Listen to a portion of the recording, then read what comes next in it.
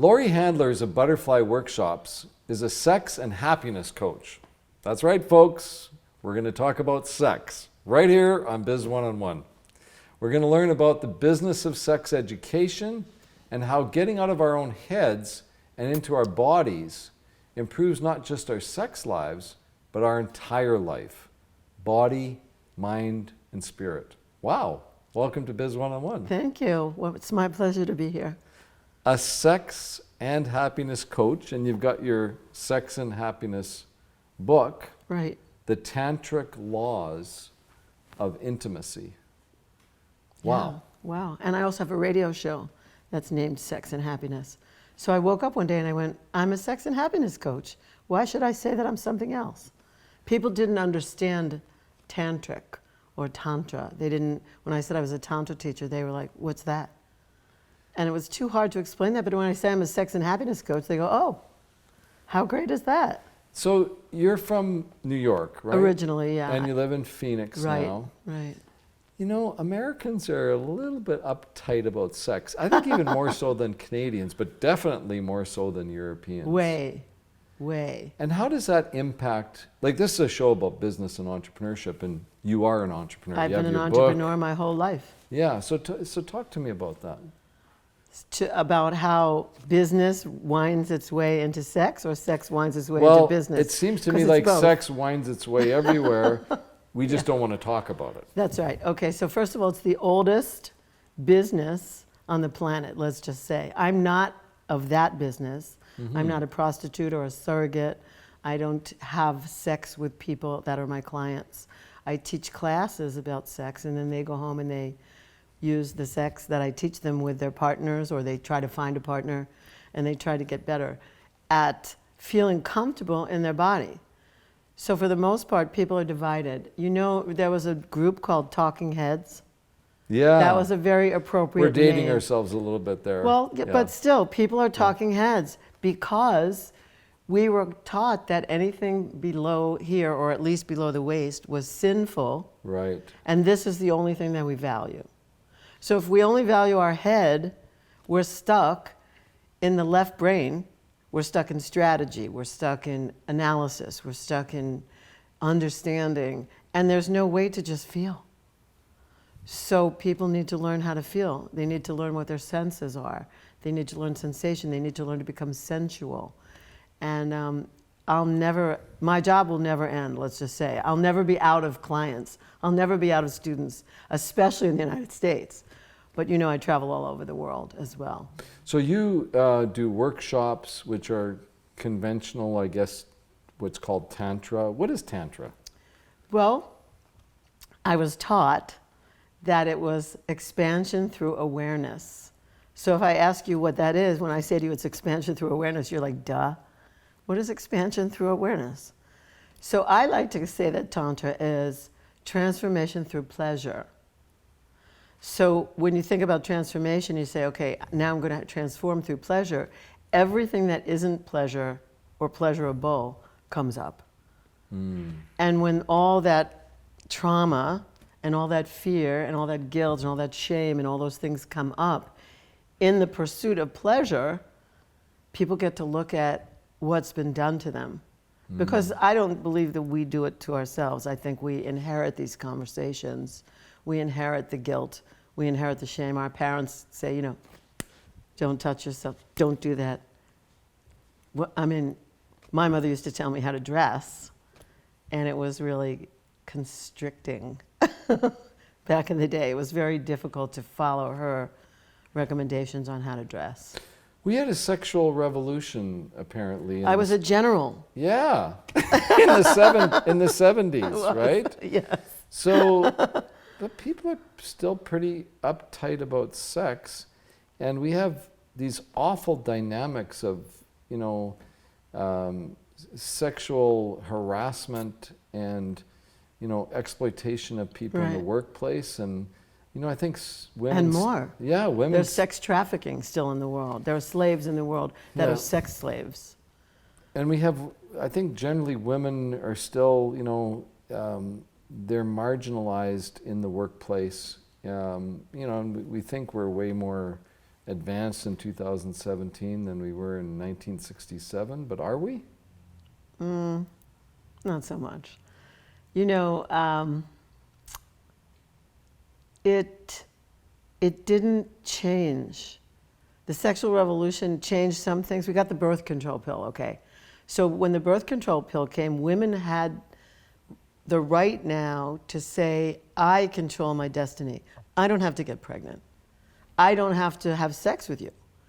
And if I do have sex with you, or you and someone else and someone else and someone else, because that was free love then, I can control what happens to me because I can take a pill.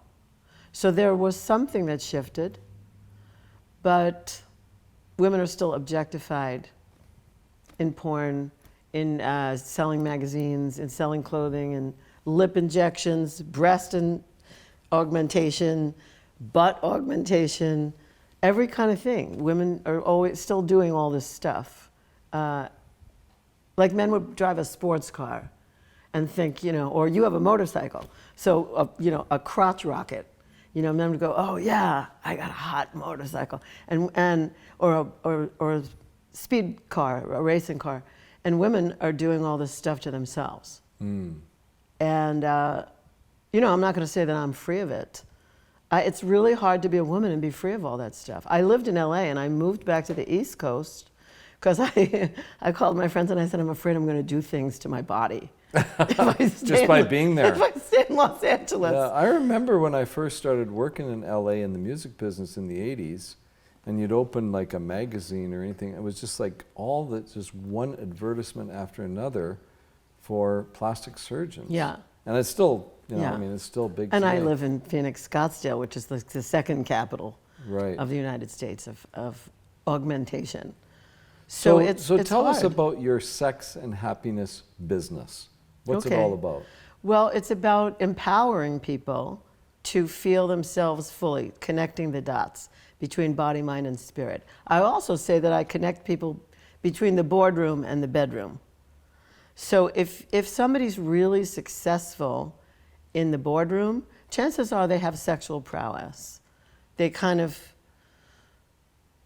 know who they are, empowered. They feel, you know, now, I can't say if they're great lovers, but it would seem that people who have prowess in the boardroom have a little something going on that maybe other people don't have.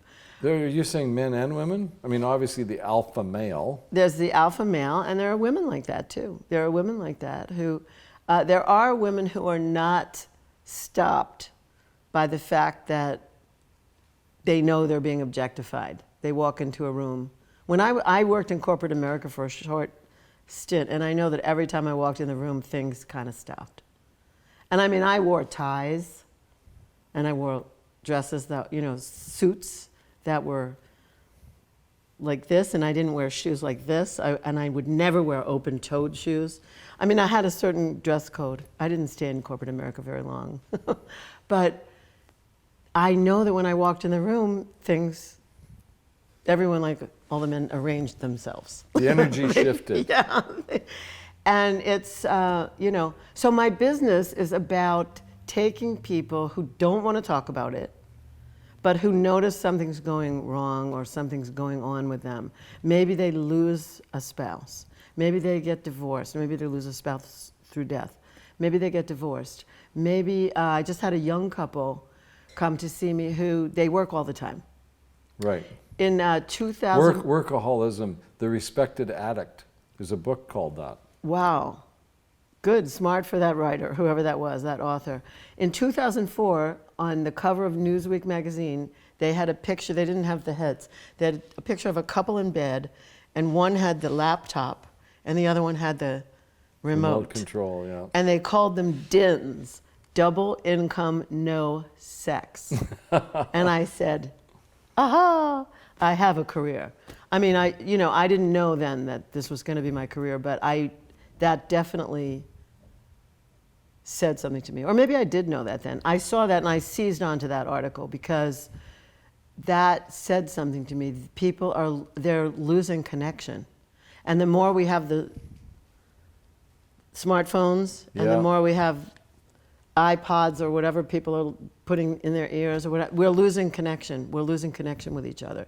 So in my business, I help people connect. First, they connect to themselves. Like, what am I looking at inside myself? Any transformation technology would do that. But in the sexual arena, it's like, what am I ashamed of? What do I feel goosey about?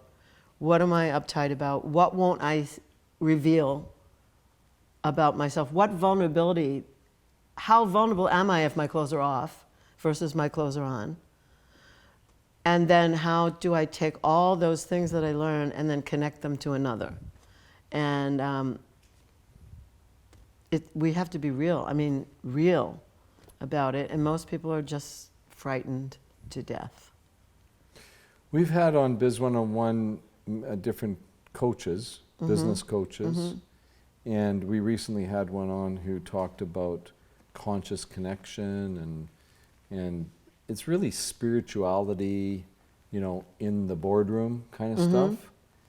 But this is a whole other level. Like, do you find that company executives are nervous about the idea of spending the corporate dollar on a sex coach?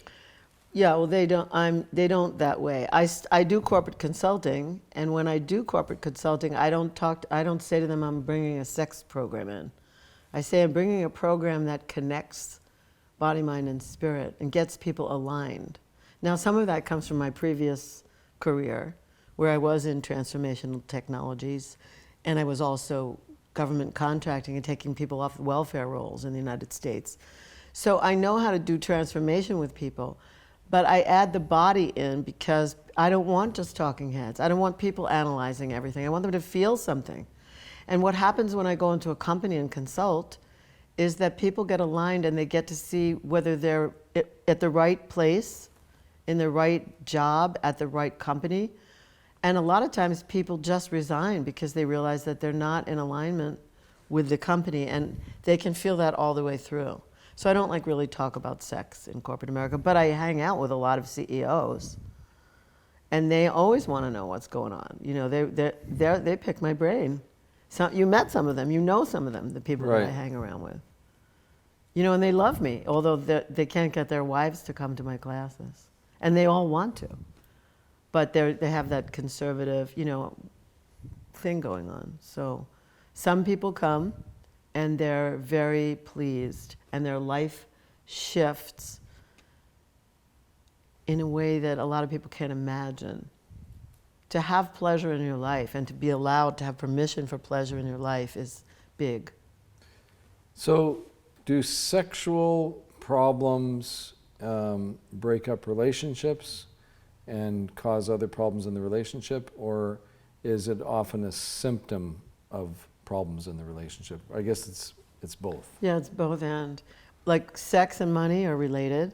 Sex, money, and power are related. They all come from the lower chakras, the lower parts of the body. In Sanskrit, there's the word chakras, and those are the main energy centers of the body. And anything below the belly are the lower three. Those that are, they say lower, and that's supposed to mean something. And that's where money, sex, and power comes from. Fire in the belly. And the chakra number 1, which is where we sit, that has to do with survival, family of origin, safety and security. We're living in a really unsafe time, so a lot of people are very tight. And that has to also do with spending. You've heard all those, I'm not going to say all the words on your show, but you've heard all this referring to people who don't spend money. And so that comes from there, and that's a pleasure center. And then the sex area is the energies of creation.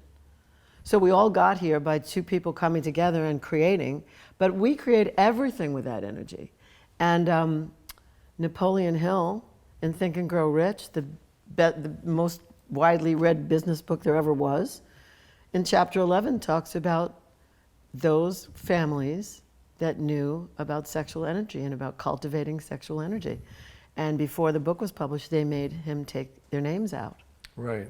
The Carnegies, the Fords, the Rockefellers. And so on, the DuPonts, they all knew about, those men knew about sexual energy. And if you don't know about sexual energy, you might be going to chapter 11. That's right. That's a little U.S. reference there. That's right. You might be going bankrupt. Laurie Handlers, wow. Sex and happiness, the tantric laws of intimacy. Thank you for joining us on Biz 101. I'm fascinated. You're so welcome. Thank you. Real pleasure.